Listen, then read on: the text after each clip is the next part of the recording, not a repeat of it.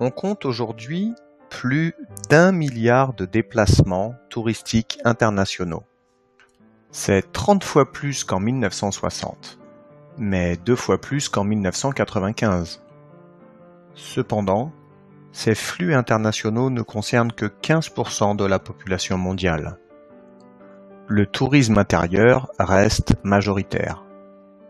Les touristes sont principalement issus des pays développés, Amérique du Nord et Europe.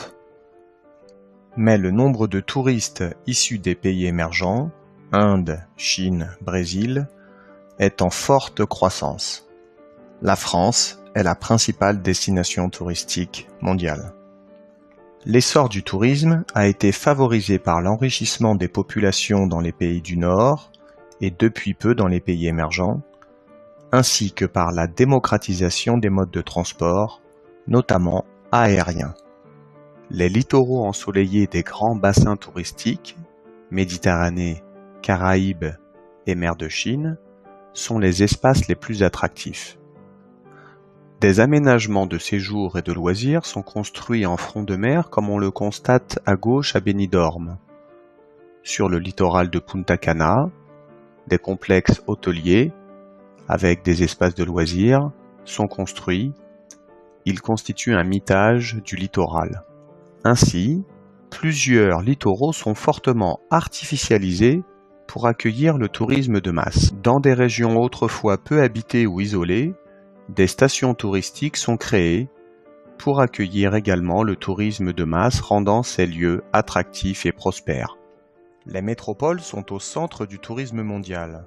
En effet, ce sont des points de passage obligés des visiteurs internationaux de par leur situation de hub aéroportuaire.